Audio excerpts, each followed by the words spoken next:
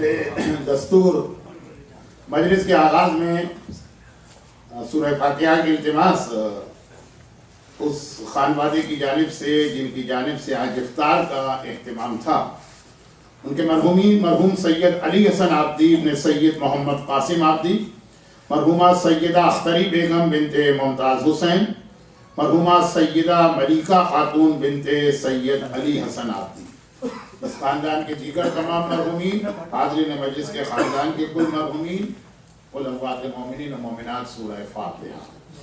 بسم اللہ الرحمن الرحیم، الحمدللہ رب العالمین الرحمن الرحیم مالک یوم الدین، ایاک نعبد و ایاک نستعین، اهدنا صراط الذین انعمت علیہم غیر المغضوب علیہم ولا الضالین۔ آخر مجلس میں جو کہ وقت نہیں بچتا اور باوجود میری پوری کوشش کے تقریباً پہلی رمضان سے ہی میں وقت پہ کنٹرول نہیں کر پا رہا ہوں، اس لیے جو مریض کی شفایابی کا عمل آخر میں ہونا چاہیے وہ میں آغاز مجلس میں کر رہا ہوں، تاکہ اگر وقت نہ بھی رہے تو یہ فریضہ ادا ہو جائے۔ شجاع ہمارے برادر محترم شجاع صاحب جو یہاں ریگولر آتے تھے، اچانک بیمار پڑ گئے ہیں، اللہ ان کو شفا دے، اور ہم سب مل کر ان کے اور دیگر تمام بیماروں کی شفا یابی کے لیے، اس میں ہمارے کاظمی صاحب بھی ہیں، جعفر مرزا صاحب کے پوتے بھی ہیں، حیدر زاہد صاحب بھی ہیں، لیکن خاص طور پر یہ جو اس وقت خبر آئی شجاع صاحب کے بارے میں 5 مرتبہ من یجیب، بسم اللہ الرحمن الرحیم، امن یجیب المضطر اذا دعاہ ویکشف السوء، امن یجیب المضطر اذا دعاہ ویکشف السوء، امن یجیب المضطر اذا دعاہ ویکشف السوء، امن یجیب المضطر اذا دعاہ ویکشف السوء، امن یجیب المضطر اذا دعاہ ویکشف السوء۔ پروردگار اس آیت کریمہ کا واسطہ ہمارے تمام بیماروں، خاص طور پر محترم شجاع صاحب کو شفاء کاملہ صحت عاجلہ کے ساتھ عطا فرما۔ اعوذ باللہ من الشیطان اللعین الرجیم، بسم اللہ الرحمن الرحیم، الحمدللہ رب العالمین، والصلاة والسلام علی سید المرسلین سیدنا ابی القاسم محمد وآلہ الطیبین الطاہرین، سیما للامام المنتظر عجل اللہم تعالی فرج۔ اما بعد فقد قال سبحانہ وتعالی فی کتابہ الکریم، بسم اللہ الرحمن الرحیم، لیس للانسان الا ما سعى، وقال امن یجیب المضطر اذا دعاہ ویکشف السوء، وقال واعدوا لهم ما استطعتم من قوة ورباط الخیل، وقال ان اللہ لا یغیر ما بقوم حتى یغیروا ما بانفسهم، وقال اذ قالت ان الملوک اذا دخلوا قریة فافسدوها وجعلوا اعزها اذلة وكذلك يفعلون۔ صلوات ماہ مبارک رمضان اپنی آخری گھڑیوں میں ہے۔ تمام برکتیں، سعادتیں، رحمتیں اور نعمتیں جو اس مہینے میں ہمیں مل سکتی ہیں، اگر اب تک ہم نے نہیں حاصل کی، آخر رمضان کی دعا بھی یہی کہ اے خدا اگر تو اب تک ہم سے راضی نہیں ہوا تو فمن الآن، الان مانے ابھی، فمن الآن، بس اسی لمحے اور اسی سیکنڈ ہم سے راضی ہو جا۔ تو یہ ماہ مبارک رمضان کی آخری گھڑیاں، اور اس اعتبار سے عبادتوں میں تو خیر الحمدللہ آپ حضرات اور خواتین نے بڑا جذبہ دکھایا اور اس مہینے کی تقریباً ساری عبادتوں کے ثواب کو حاصل کیا، لیکن جس عنوان پہ میں تقریر کرنا چاہ رہا تھا وہ بہرحال حق ادا نہ ہوا، اور اسے میں مکمل کرنا تو درکنار کسی ایک ریزنیبل حد تک بھی نہ پہنچا پایا۔ اور یہ ڈائبیٹک کی طرح میرا بہت پرانا پرابلم ہے۔ 5 روزہ مجلس پڑھنے جاتا تھا، لوگ کہتے تھے مولانا 5 دن میں تو گزارا نہیں ہوتا، اچرا پڑھنے آئیے۔ 10 مجلسیں پڑھی، کہانی مولانا آپ کا ٹاپک اتنا بڑا ہوتا ہے، آپ پورے رمضان میں آئیے۔ 30 مجلسیں پڑھی، کہا مولانا اب تک تو موضوع شروع بھی نہیں ہوا اور آپ ختم ہو گئے، 3 سال آئی، اور 3 سال کے بعد بھی جیسے محفل مرتضیٰ جہاں پہ اسی ماہ مبارک رمضان میں شہادتوں کا واقعہ ہوا، 3 سال ایک سورہ مبارکہ یوسف کی تفسیر کروائی اور پھر ابھی تک حضرت یوسف قید خانے سے بھی نہیں چھوٹے تھے، جب 90 تقریروں کے بعد پھر میں نے محفل مرتضیٰ کو خدا حافظ کہا تھا۔ تو خیر خلاصہ یہ ہے کہ یہ میری ایک بہت پرانی بیماری ہے، بہت پرانا ایک مسئلہ۔ انسولین کے انجیکشن لگا کے ڈائبیٹک کو تو کنٹرول کر لیتا ہوں، لیکن ٹاپک کسی طرح سے میرے لیے کنٹرول نہیں ہو پا رہا، اور اس مجبوری کے ساتھ ہی آپ کو زندگی گزارنا، یعنی اگر مجھے سننا ہے تو یہ میری مجبوری ساتھ ساتھ رہے گی۔ اور اب بس اسی حوالے سے جو میں گزارش کرنے چاہ رہا تھا کہ آج میں نے قرآن کی 4-5 وہ آیتیں سب پڑھ رہی جنہیں پہلی رمضان سے میں اپنے موضوع کے لیے پڑھ رہا تھا، اور ان آیتوں کا ترجمہ بھی نہیں کر پایا ہوں، ان کی تفسیر تو آپ چھوڑیں۔ تو آج میں نے یہ ساری آیتوں کی تلاوت کر دی ہے، اور انہی آیتوں کی روشنی میں ماہ رمضان کے کچھ نامکمل مسائل کو، کچھ نامکمل باتوں کو مکمل کر دوں گا، سب کو نہیں لیکن کچھ کو۔ اس سے پہلے 2-3 گزارشات، وہ یہ ہے کہ چونکہ اب افطار کا وقت تقریباً آدھا گھنٹہ پہلے ہو گیا، تو اصولاً ہماری تقریر بھی آدھا گھنٹہ پہلے یعنی 9 بجے شروع ہو جانا چاہیے تھی، لیکن چونکہ اب جو باقی آخری 2 دن، ان دونوں دن کچھ ایسے اعمال ہیں جس کی وجہ سے پھر بیان وہی 9:30 بجے شروع ہوگا، تو خالی آج منگل کے دن اگر میں کچھ پہلے بیٹھ جاتا تو کوئی فائدہ نہ ہوگا۔ کل جیسا کہ میں 2 دن پہلے کہہ چکا ہوں، اگر کہ 28 کا روزہ ہوگا اور کل کی رات 29 ہوگی، لیکن رمضان کے الوداع کے اعمال 29 شب ہی کو کیے جاتے ہیں، اور اگر پھر پتہ چلا کہ چاند نہیں ہوا، رمضان میں 1 رات اور ہم کو مل گئی، تو وہ اعمال ایک مرتبہ پھر ریپیٹ ہو جاتے ہیں۔ اس سال ایل اے کی حد تک یا پورے یو ایس اے کا جو ساؤدرن حصہ ہے، اس کی حد تک تو اس کا کوئی چانس نہیں کہ 30 رمضان تک بات پہنچے۔ تو کل اعمال رمضان کا آخری حصہ الوداع، ماہ محرم یا ایام اعزا کے آخر میں جب ہم ایام اعزا کو الوداع کہتے ہیں تو ہمارے یہاں اس کے مرثیے بھی ہیں اور اس کے نوحے بھی ہیں، اور اس کا ایک خاص انداز کا ماتم بھی ہوتا ہے، اور اس کا ایک خاص انداز کا الوداعی جلوس بھی نکلتا ہے پاکستان اور ہندوستان میں۔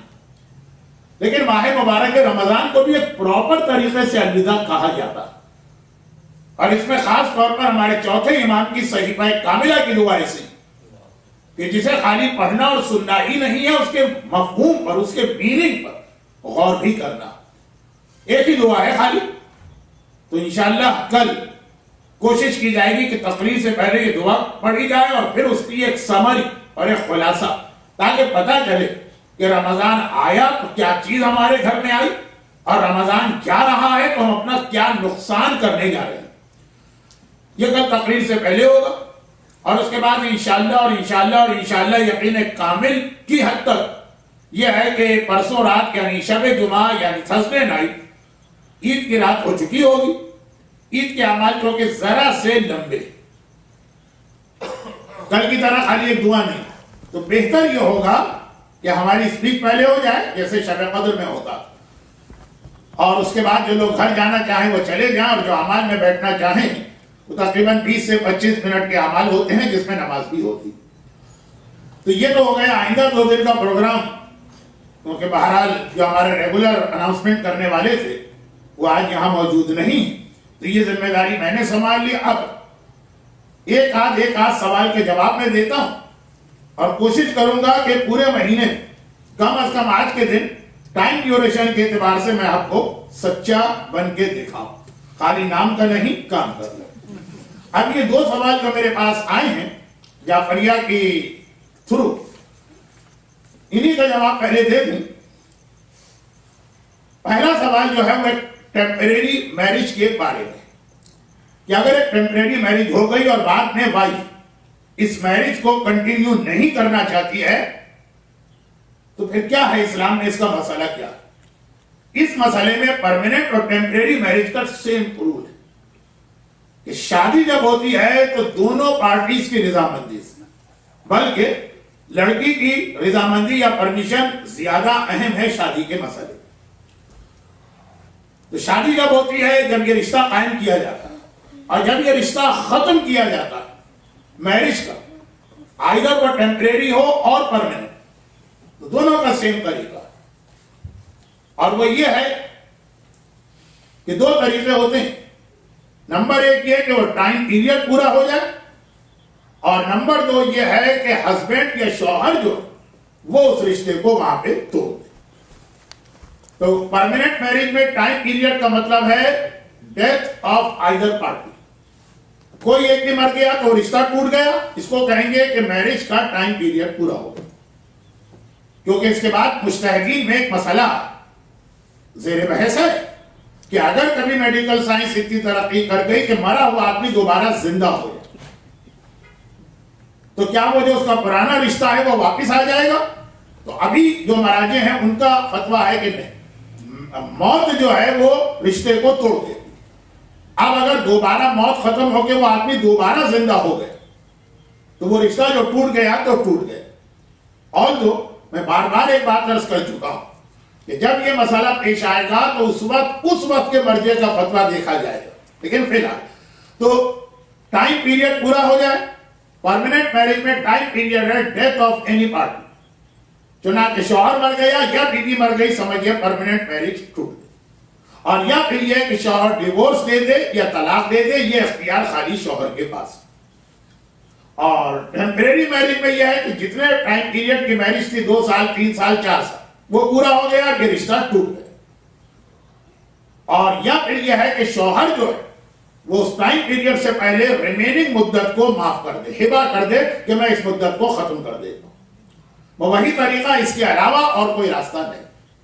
ایک تیسرا راستہ ہے، اور ویسٹ کے ماحول میں اس پہ اگر عمل کرنا شروع کریں تو بہت اچھا۔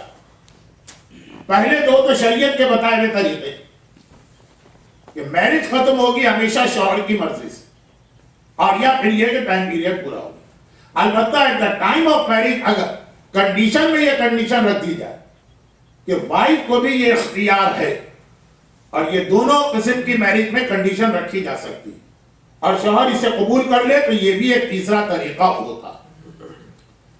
دوسرا سوال ایسا ہے کہ جس کا جواب بہت ہی آسان ہے، اور سوال بھی بہت ہی زیادہ یعنی ایک طرح سے irrelevant ہے کہ مومنہ پوچھ رہی ہے کہ میں اپنے والد کی قضا نمازیں پڑھوانا چاہتی، اور اس کے لیے میں چاہتی ہوں کہ رقم آغا سیستانی کو بھجوائی جائے، تو کتنی رقم ہوتی ہے اور کیا طریقہ؟ تو اب یہ رقم وغیرہ کا تعلق تو پھر عراق کے حالات سے ہے، اور وہاں پہ جو نماز پڑھنے والے علماء اور سادات ہیں وہاں کی مہنگائی سے ہے۔ طریقہ بہت آسان ہے کہ ہر سال اب آج کل دنیا کے ہر علاقے سے کم 5-6 دفعہ تو زیارت کے لیے مختلف مومنین کرام تشریف لے جاتے ہیں۔ تو سب سے بہتر یہ ہے کہ انہی کے ذریعے سے رقم براہ راست نجف اشرف میں آغا سیستانی کے آفس میں جمع کرا دی جائے، اور یہ ہے کہ وہ 1 سال کی قضا نماز کے کیا پیسے ہیں یہ اجرت کا مسئلہ ہے، اس وقت کے حالات پر ہوگا، لیکن اندازہ ہے میرا کہ شاید $200 سے $300 کے برابر 1 سال کی رقم۔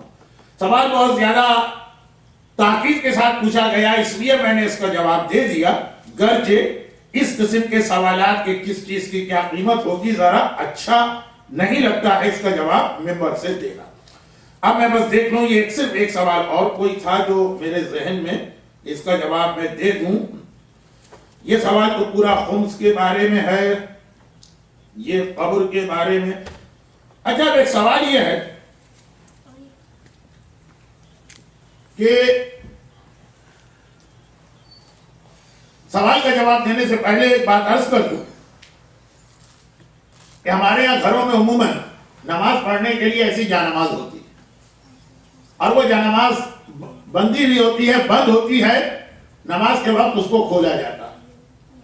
جب ہم جانماز کو کھولتے ہیں تو اس میں ایک مہر رکھی ہوتی اور ایک تسبیح ہوتی، اور یہ ہے کہ اگر خواتین کے استعمال کی جانماز ہے تو ان کا ایک مخنا یا چادر ٹائپ کی چیز بھی ہوتی۔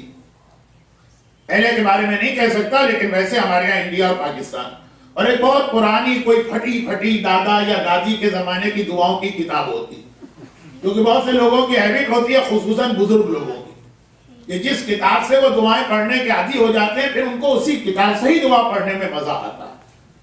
اس سے اچھی بھی اگر پرنٹ ہو اور اس سے اچھا بھی اگر وہ اس کا پیپر لگا ہو تو سیٹسفیکشن نہیں ہوتا. یہ لگتا ہے کہ جیسے یہ دعائیں نہیں پڑھی. تو پوری زندگی جس کتاب کے ساتھ گزار دی, اب وہ پھٹ بھی رہی ہوگی, صفحے نکل بھی رہے ہوں گے, لیکن اسی میں ان کو مزہ آتا. تو اسی انداز سے ایران, اب ہمارے ہاں تو ٹوٹل یہی چیز ہو گئی, ایک تو پرانی بوسیدہ سے کتابیں, ایک مہر, ایک تسبیح, اور اگر بہت زیادہ الٹرا ماڈ خاتون نہیں ہے تو پھر نماز کا ایک مخنا, یہ چادر ٹائپ کی تھی. اور ایران کے اندر عموماً جب یہ آپ جانماز کھولیں گے تو اس میں 2-3 اور چیزیں بھی ہوں. ان میں سے ایک چیز میں اس وقت بتا رہا ہوں, 2 چیزیں بات کی کسی تقریر. کتنی تقریریں میرے پاس ہے, 2 ہی تو ہیں. تو وہ جو چیز بتا رہا ہوں وہ یہ ہے کہ چھوٹی سی پاؤچ ہوگی. جیسے ہمارے یہاں یوپی میں ہماری نانیاں, دادیاں, بلکہ مرد بھی تمباکو پان رکھنے کے لیے خاص قسم کا بٹوا ہوتا تھا نا, کہ اسے کھولا گیا, ڈوری کھینچ کے تمباکو نکالا, 2 چھالیا کے ٹکڑے پہ بند کر لیا, یا قوام زردہ وردہ بھی ہوتا. تو خیر اسی انداز سے ایک پاؤچ بھی ہوتی, اور اس کے اندر پاک اور پاکیزہ مٹی رکھی ہوتی, کہ تیمم بھی اسلام کے اہم ترین واجبات میں سے ایک. اور تیمم کا مسئلہ یہ کہ شریعت کہتی ہے کہ تیمم کی ضرورت کسی وقت بھی پڑ سکتی ہے, اس لیے یہ بیٹر ہے مومن کے لیے کہ تیمم جس چیز پر کیا جاتا وہ اس کے پاس ہر وقت ہینڈی اور ریڈی. جیسے گھروں میں ضرورت کی کچھ دوائیں, پین کلر وغیرہ ہمیشہ ہونی چاہیے, کہ رات کے 2 بجے اگر درد اور تکلیف ہوگا کہاں دوڑ کے آپ جائیں گے, 24 آورز کی کوئی فارمیسی یا CVS وغیرہ ڈھونڈیں گے, گھر کے اندر ہر وقت ہونی چاہیے. اسی انداز سے تیمم کی مٹی بھی ہر وقت ہینڈی اور ریڈی ہونا چاہیے. اور اس لیے باقاعدہ اگر آپ نے قم میں اور مشہد میں غور کیا تو کفن بیچنے والے اور سجدگاہ بیچنے والے اور تسبیح بیچنے والے تیمم کی مٹی کی ایک تھیلی یا پاؤچ بھی ساتھ میں بیچتے ہیں. یہ پاک پاکیزہ اتنی مٹی جس کے اوپر تیمم ہو جائے, ہر وقت وہ مصلی میں رہے. دیکھیں ایک بہت اہم مسئلہ اسلام کا ہے واجبات کا, کہ اگر کبھی آپ کی آنکھ اتنی دیر سے کھلی کہ نماز قضا ہونے جا رہی اور آپ پر غسل واجب, غسل کریں گے تو نماز قضا ہو جائے. نماز کو اگر پڑھنا چاہیں تو غسل کا ٹائم نہیں, تو شریعت کہتی ہے نا کہ یہاں پہ تیمم کرو اور نماز پڑھو. ایک تو ہوتا ہے بیماری میں تیمم کرو, ایک ہوتا ہے پانی نہیں ہے تو تیمم کرو, ایک ہوتا ہے پانی بھی ہے بیمار بھی نہیں ہو, ٹائم نہیں. اب یہ تو چلے یہاں تو مسئلہ سمجھ میں آ گیا, کیونکہ ہمارے یہاں نارمل ایک آدمی 10 منٹ کا تو غسل کرتا, تو چلے وہ 10 منٹ بچ جائیں. شریعت کے اعتبار سے غسل ہونا چاہیے 10 سیکنڈ. چلے 10 سیکنڈ آپ کو بہت لگ رہا, بہت کم لگ رہا ہے تو 50 سیکنڈ. 1 منٹ تو بہت ہے غسل کرنے کے لیے. 1 منٹ میں غسل ہے اور 50 سیکنڈ میں نماز ہے, 1.25 منٹ میں آپ نماز پڑھ سکتے. 2 منٹ کرنے چلے, ارے چلے آپ کے چہرے دیکھ کر میں اس کو 3 کیے دیکھتا ہوں. 3 منٹ کے اندر غسل اور نماز ہو سکتی. اب اگر آپ اٹھے اور آپ نے دیکھا نماز قضا ہونے میں صرف 3 منٹ باقی ہے, تب بھی اکارڈنگ شریعت غسل اور نماز ہو جائے گی. لیکن عام طور پہ ہمارے انڈیا پاکستان کے لوگ اتنے جلدی غسل نہیں کر سکتے. اتنے منٹ تو ان کو خالی چپل ڈھونڈنے میں لگ جائیں گے کہ جو میں نماز غسل سب کرا رہا ہوں. لیکن مسئلہ یہ ہے کہ چلیں 10 منٹ کا غسل اور اس کے اندر نماز بھی آ جائے. ہمارے یہاں یہ ہے کہ چونکہ تیمم کی چیز ہینڈی اور ریڈی نہیں ہوتی, تو اس قسم کے مسئلوں میں اس کو ڈھونڈنے میں زیادہ ٹائم لگتا ہے, اس سے غسل آسان. چلے غسل تو چلے اپنی جگہ. اصل مسئلہ اس کے بعد کا, آپ کی آنکھ کھلی, آپ نے دیکھا نماز قضا ہونے میں اتنا کم وقت ہے کہ اگر میں وضو کروں اور نماز پڑھوں تو نماز قضا ہو جائے. تو کہا وضو کے بدلے تیمم کرو اور نماز پڑھو. وضو کتنی دیر لگاتا ہے؟ چلے 1 منٹ وضو میں تو آپ کو یقین آ جائے گا نا. 1 منٹ میں وضو, 1 منٹ میں نماز, 2 منٹ چاہیے آپ کو, لیکن نماز قضا ہونے میں صرف 50 سیکنڈ. تو کہا کہ بس چھوڑو وضو کو بھی چھوڑو, تیمم کرو اور نماز پڑھ لو. یعنی اکارڈنگ ٹو شریعت تیمم اتنی فاسٹ عبادت ہے کہ وضو کے مقابلے میں سمجھے تیمم میں کوئی ٹائم ہی نہیں لگتا. لیکن ہمارے یہاں تیمم کی چیز ڈھونڈنے میں اتنا ٹائم لگ جائے گا کہ غسل نہیں, وضو کے ٹائم سے تو زیادہ لے لے. وضو زیادہ آسان ہوگا, گئے آپ حمام میں یا واش روم میں, آپ نے نل کھولا, وضو کیا آ گئے, تیمم میں زیادہ دیر لگے. کیوں؟ تیمم کی چیز ہمارے ہینڈی اور ریڈی ہے. وہ مسلح میں ہونا چاہیے کہ آپ نے دیکھا نماز قضا ہونے میں صرف 1 منٹ، مسلح کھولا 5 سیکنڈ میں تیمم کیا نماز پڑھ. تو خیر یہ ساری چیز میں نے کیوں بتائی کہ تیمم ایک اتنی اہم چیز، اور جب اس کی ضرورت پڑ جائے تو سیکنڈز کی اس میں اتنی اہمیت ہوتی ہے. ایک ایک سیکنڈ کاؤنٹ کرتا ہے کہ وہ مسلح میں اگر ریڈی رہے تیمم کی چیز. سوال ان کا یہ ہے کہ تیمم کا شارٹ طریقہ بتا دیں. سوال کے ان کے 3 حصے، میں سب کی تفصیل میں آج نہیں جا رہا ہوں کیونکہ یہ طریقہ 2-3 حصوں میں آئے تب زیادہ اچھا ہے. تیمم کا صرف ایک مطلب کہ جو آپ کا فور ہیڈ یا پیشانی ہے، یہ صرف یہ پیشانی فور ہیڈ، اس پر ہاتھ پھیریں گے اور دونوں ہاتھوں کی جو بیک، بس تیمم والی چیز آپ کے پاس اور بیسٹ مٹی ہے، اس پر آپ نے دونوں ہاتھ مارے. ہاتھ میں کوئی ایسی چیز نہیں ہونا چاہیے جو مٹی کو روکے. چنانچہ انگوٹھی اتارنا پڑتی ہے، نیل پالش ہٹانا پڑتی ہے. وضو میں تو پھر بھی انگوٹھی اتارنے کی ضرورت نہیں، انگوٹھی کو گھما کے پانی پہنچا دی. تیمم میں انگوٹھی اتارنا، آپ نے ہاتھ مارے ایک بار، اپنی پیشانی پر یہ دونوں ہتھیلیاں پھیری، اور اس کے بعد لیفٹ سائڈ سے پہلے رائٹ ہاتھ کی بیک کے اوپر ہاتھ پھیرا، اور پھر رائٹ سائڈ سے رائٹ پاؤں سے لیفٹ بیک کے اوپر ہاتھ پھیرا، اور اللہ اکبر، اور آپ کی نماز شروع. بہت ہی شارٹ طریقہ میں نے بتایا تاکہ پہلے ذرا ذہن میں اس کا خیال. ہاتھ مارے، پیشانی پہ ہاتھ رکھا، یہ ہارڈلی 5 سیکنڈ میں یہ ہو جائے، یہ نہ ہو جائے. چاہے آپ غسل میں یقین نہ کریں کہ غسل 1 منٹ میں ہوتا ہے، لیکن تیمم 5 سیکنڈ میں ہو جائے. اور اتنا فاسٹ ہونا چاہیے کہ جس وجہ سے شریعت نے مسئلہ رکھا کہ اگر وضو کا بھی ٹائم نہیں ہے تو تیمم کر کے نماز پڑھو، تو تیمم اتنا فاسٹ ہونا چاہیے کہ وضو سے کم آدھے وقت کے اندر آپ کر سکیں. باقی ساری چیزیں کچھ کل کچھ پرسوں آئیں گی. یہ مسئلہ اچھا مسئلہ اس لیے میں نے بتایا. مگر تیمم ہوتا بہرحال مجبوری میں. اگر وضو یا غسل کا وقت ہے، صحت ہے، پانی، تو پھر تیمم نہیں. اور یہی ایک طرح سے میرے اس جملے کا جواب کہ مرجعیت اور علماء اور کرام ایک طرح سے تیمم کا اسٹیٹس رکھ رہے ہیں. چونکہ اس وقت امام ہمارے سامنے نہیں ہے اور ہم ان کے ایکسس میں نہیں، اس لیے یہ مراجع اور علماء کے سیٹ اپ کی اتنی اہمیت. امام کے ظہور کے بعد بھی علماء کی عزت وہی رہے، علماء کی اہمیت اپنی جگہ رہے. کیونکہ امام جب آئیں گے تو یہ پہلے امام نہیں ہوں گے جو پبلک کے سامنے آئے. 11 امام مومنین کے سامنے گزر چکے. انہوں نے اپنی پریزنس میں بھی علماء کو بھی رکھا، مراجع کو بھی رکھا، وکیلوں کو بھی رکھا. سیٹ اپ پورا رہے گا.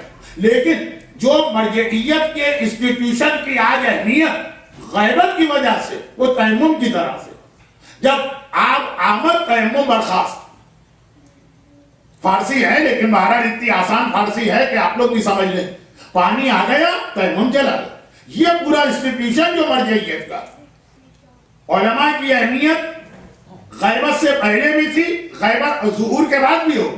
لیکن یہ پورا نظام یہ مجبوری کی وجہ سے ہے کہ اب ہمارا امام سے کوئی ایکسس نہیں، بلکہ ہم مراجع کرام کا بھی امام سے کوئی ایکسس نہیں. اگر کوئی اس غلط فہمی میں مبتلا کہ جب کبھی مجتہدین کے پاس کوئی مسئلہ آتا تو وہ امام تک بھیج کر اس کا جواب لیتے ہیں، یہ غلط. یا اگر کسی کے ذہن میں یہ کہ مجتہدین ٹائم ٹو ٹائم امام سے ملاقات کرتے ہیں، یہ بھی غلط. وہ پہلے 4 نائب ایسے جو مجتہد نہیں تھے، نائب تھے. ان کا کام صرف یہ تھا، ایک طرح سے ان کا کام صرف یہ تھا جو نعوذ باللہ وہابیت رسول اللہ کے بارے میں کہتی ہے، وہاں سے پیغام لیا، آگے پہنچا دیا، آگے جواب آیا پبلک کا، امام تک پہنچا دیا. آج کی مرجعیت امام کے کانٹیکٹ اور ایکسس میں نہیں. نو ڈاؤٹ تاریخ شیعہ کا کوئی اہم عالم ایسا نہیں جس سے امام کی 1 یا 2 بار ملاقات نہ ہوئی. لیکن وہ بھی 70 سال کی زندگی، 80 سال کی زندگی 1 بار یا 2 بار امام ملتے ہیں. اور اس کے اندر بھی امام کسی بھی شرعی مسئلے میں جا کر الگ سے کوئی انسٹرکشن نہیں دیتے. شروع میں جب اجتہاد اتنا اسٹرانگ نہیں تھا، ریسرچ اتنی کمپلیٹ نہیں تھی، شروع کے مراجع تو بالکل KG کی طرح سے تھے، 0 سے ان کو کام کرنا پڑ رہا، ساری حدیثیں ان کی نالج میں نہیں تھی. وہاں پر امام کی ان سے ملاقاتیں ہوئی اور امام نے ان کو مسئلے بتائے. لیکن وہ بھی کس طرح سے، جیسے علامہ ہلی کا جو بہت ہی مشہور واقعہ کہ ایک بار ان کے دل میں خیال پیدا ہوا مجھے امام زمانہ سے ملاقات کرنا. تو اسی طرح سے اسی پروسیس سے وہ گزرے جو آپ کے لیے بھی. یہ نہیں ہے کہ وہ اتنے بڑے عالم ہیں. علامہ ہلی اتنی ٹاورنگ پرسنالٹی ہے، مگر یہ نہیں ہے کہ جو کہ اتنے بڑے عالم اور اتنے بڑے مرد ہیں اس لیے ان کا امام سے ملاقات کا چانس کوئی اور طریقہ ہے یہ بہت آسان ہے. نہیں، وہ اسی پروسیس سے گزرے. علامہ ہلی جیسا عظیم عالم جس کے بارے میں کہا جاتا ہے کہ ساری مرجعیت علامہ ہلی سے ایک طرح سے شروع ہوئی. یعنی یہ تو خالی بات کو سمجھانے کے لیے. جیسے شاہ عبدالعزیز دہلوی جس نے تحفہ اثناعشریہ نامی ایک کتاب لکھ کر ہندوستان اور پاکستان میں سپاہ صحابہ کے بیچ زمین میں بوئے. جتنے اس کے بعد اینٹی اہل بیت آئے سب اسی کتاب سے پڑھ پڑھ کے ہم پہ اعتراض کرتے. یہ الگ بات ہے کہ کتاب بھی اس کی اپنی نہیں ہے، کتاب کو چوری کر کے اپنے نام سے چھاپا، لیکن اس نے جملہ لکھ دیا کہ ارے یہ کیا شیعت شیعت شیعت، اس کو دین مجلسی کہو، دین امام نہ کہو. ان کے اماموں کی تو ساری حدیثیں ہم نے مٹا دی تھی، جلا دی تھی، چھپا دی تھی. وہ علامہ مجلسی ایک ایسا عظیم عالم سامنے آ گئے جس نے وہ ساری حدیث کی کتابیں کہیں نہ کہیں سے ڈھونڈ کر بہار الانوار کی شکل میں چھاپ دی. تو آج جو کچھ شیعت ہے وہ مجلسی کی وجہ سے. اب یہ مقصد نہیں ہے کہ شیعہ دین علامہ مجلسی نے انوینٹ کیا، نہیں، مقصد یہ کہ اتنا بڑا ان کا کنٹریبیوشن اور رول کہ دشمن کا اٹھا کہ اس دین کو اماموں کا دین مت کہو، مجلسی کا دین کہو. تو علامہ ہلی. بعض مومنین جن کے پاس معلومات ایک اخباری مذہب، اسی لیے علامہ ہلی پر لعنت کرنا اپنا فریضہ سمجھتا کہ ایک طرح سے یہ اجتہاد کی بنیادیں بڑی مضبوط کی. ان کا دل چاہا کہ میں امام سے ملوں، لیکن امام سے ملاقات کے لیے کوئی خاص ان کا کوئی طریقہ نہیں تھا کہ چونکہ اتنے بڑے مرجع نائب امام مرجعیت سینکڑوں مراجع ان کے شاگرد ہیں تو کوئی ان کو امام اسپیشل طریقہ بتا رہے نہیں. انہوں نے اسی پہ عمل کیا کہ 40 شب بدھ مسجد سہلا کی عبادت کر رہے ہیں. یہ آپ کے علم میں کہ اگر کوئی آدمی ریگولر وداؤٹ اینی بریک 40 شب بدھ مسجد سہلا میں مغرب سے لے کے فجر تک مسلسل عبادت کرے. ہم آپ کی زیارت میں مسجد سہلا ضرور جاتے ہیں اور کوئی بھی قافلہ جائے اپنا پورا کا پورا اسکیجول اس طرح بناتا کہ اسے منگل اور بدھ کی درمیانی رات مسجد سہلا میں مل جائے. محمد وآل محمد صلی اللہ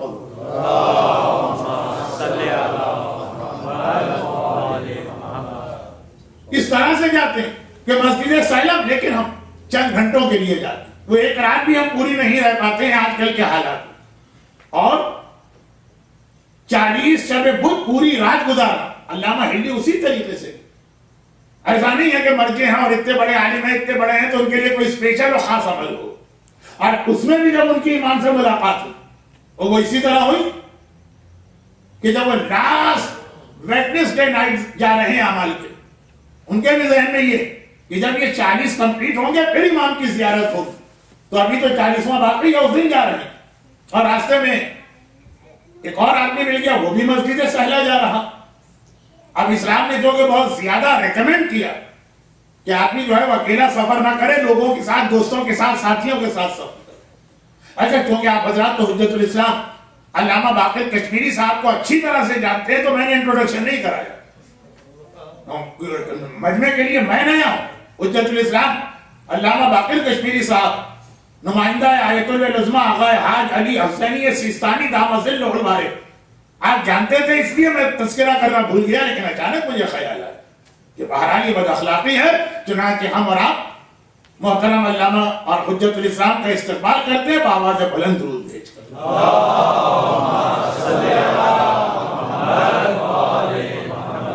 راستے میں ملاقات ہو. اسلام نے بہت سختی کے ساتھ 3 چیزوں کو کنڈیم کیا. اکیلے مت کھانا کھاؤ، اکیلے گھر میں مت سو، اکیلے سفر نہ کرو. تو اب مل گیا ایک مسافر، اور پہلے زمانے کے جو سفر واقعاً اتنے مشکل ہوتے. اب آج کل اچھا کہ جو اکیلے گھر میں نہ سو، اس میں ذرا سا اسلام کا شادی کا میرج کا انسٹیٹیوشن ہے، وہ اس کی جانب اشارہ. اکیلے کھانا نہ کھاؤ تو آپ تو حضرت ابراہیم کا واقعہ بھی سنتے کہ روز آنا کسی نہ کسی مہمان کو لے کے آتے. اکیلے سفر تو کوئی نہیں کرتا، کم از کم یہ ہوسٹس تو ہوتی. تو غرض یہ ہے کہ آج کل کے سفر تو ویسے ہی بڑے خطرناک قسم کے سفر ہوتے پرانے زمانے کے. تو 1 سے 2 بھلے چلے، راستے میں باتیں ہونے لگی. جب باتیں ہوں تو علامہ ہلی تاریخ شیعت کے عظیم ترین علماء میں سے، ان کا ایک واقعہ میں نے پچھلے سال بھی پڑھا، کتاب لکھنے والا جو امام نے کس طرح ہیلپ کر کے کتاب لکھوائی. تو اب باتیں جو ہونے لگی تو علامہ ہلی کو تھوڑی گفتگو میں ہی اندازہ ہو گیا کہ یہ کوئی عام آدمی نہیں لگتا، بہت بڑا ہے. کہ علامہ ہلی جیسا عظیم مرجع اس کے سامنے یہ محسوس کر رہا ہے جیسے میں چھوٹا سا طالب علم ہوتی ہے، اور جیسے باتیں ہوتے جا رہی ہیں ان کے علم سے متاثر ہوتے جا رہے ہیں. اور خود علامہ اس وقت سب سے بڑے عالم جو آج گران آیت اللہ کا اسٹیٹس ہے وہ علامہ، اور ان کو لگا کہ میں تو کچھ بھی نہیں ہوں اس کے سامنے. چنانچہ ایک باتوں میں وہ مسئلہ انہوں نے ڈسکس کیا جس کی وجہ سے 40 شب بدھ مسجدیں سجا جا رہے ہیں. ایک مسئلہ پیش آ گیا جس کا سلوشن نہیں تھا. اب امام سے ہی پوچھنا، چنانچہ پہنچے یہ 40 شب جمعہ کا پروگرام بنا کے پہنچے یہ مسجد صحیح. آج لاسٹ شب بدھ، آج لاسٹ ہے. کہا پہلے انہی سے پوچھو. ان سے کہا کہ یہ فلاں مسئلہ اس کا حل کیا؟ انہوں نے کہا اس کا یہ حل ہے. تو کہا اس کی دلیل کیا؟ کہ دلیل ایک حدیث ہے 8ویں امام سے جس میں امام نے یہ فرمایا، جو امام نے فرمایا وہی فتویٰ بنا بعد. تو علامہ ہلی نے دریافت کیا کہ یہ حدیث میں نے تو عائشہ نہیں دی. اب آپ حضرات واقعے کے اسٹائل سے سمجھ گئے کہ زمانے کے امام ہے اس لیے کہہ رہا ہوں. انہوں نے یہ جملہ نہیں کہا کہ بھائی میرے دادا کی حدیث میں بتا رہا ہوں مانا ہوتا نہیں. کہا شیخ توسی نے کتاب تہذیب کے فلاں صفحے پہ یہ حدیث کوٹ کی. جو کتابیں آلریڈی ایگزسٹ ہیں شیعت کے پاس موجود، ان کا ریفرنس دیا کہ آلریڈی اس میں یہ حدیث موجود. کتاب تہذیب میں جا کے دیکھو شیخ توسی نے اس کتاب کو لکھا.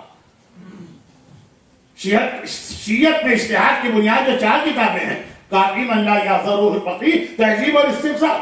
کہا تہذیب میں یہ حدیث موجود فلاں صفحے. چلیں علامہ نے کہا میں گھر واپس جا کے اسے چیک کروں گا، اور اگر یہ اس طرح کی ایسی حدیث ہے جیسی آپ فرما رہے تو ختم مسئلہ. پھر تو ایک طرح سے امام سے ملاقات کی ضرورت بھی نہ رہی. کہا کہ جب آپ اتنی باتیں جانتے تو ایک بات اور بتا دی، کیا غیبت امام کے اس زمانے کسی کے لیے پاسبل ہے اپنے زمانے کے امام سے ملنا؟ پوری رات ڈسکشن رہا، رات نہیں، رات شروع ہونے سے پہلے پورے راستے ڈسکشن رہا. ان کے علم کو مان گئے. آخری مسئلے میں حدیث کے ریفرنس ہے کہ اگر یہ حدیث موجود تو یہ تو اس پرابلم کا بہترین سلوشن. کہا یہ بھی ایک پوچھو سوال، یہ بتائیے کہ غیبت کے زمانے میں کیا امام سے ملاقات ممکن؟ کیونکہ یہ بھی اب بہت ایک ہاٹ ایشو تھا شیعت میں پہلے اور آج بھی. ایک طرف امام بڑی سختی کے ساتھ منع کیا کہ اگر کوئی آ کے یہ دعویٰ کرے کہ مجھ سے ملاقات کرتا اسے جھٹلاؤ. 2 ہی چیزیں تو ایسی ہیں جس کے لیے امام نے کہا کذبو، تم سب مل کر اس سے کہو جھوٹے ہو. ایک اگر کوئی وقت، اگر کوئی ظہور امام کا وقت معین کرے کہ میں تمہیں بتاتا ہوں کہ امام اس وقت کتنے سال یا اس سال میں آنے والے، جھوٹا ہے. خالی یہ نہیں کہ اس کو جھوٹا سمجھو پھر کے اس کو جھٹلاؤ. اور یہ ایک ایسا خدائی راز ہے جو کسی کو نہیں پتا، تمہیں کہاں سے معلوم ہو گیا.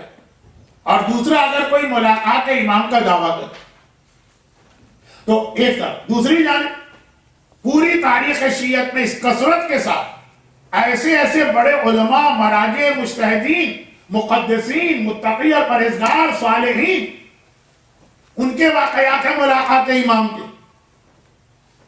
کہ اگر یہ سارے کے سارے جھوٹے ہیں تو اس فہرست میں آخر میں جا کے پھر کوئی شیعت میں بچے گا کہ شیعت ہی ختم ہو جائے گی.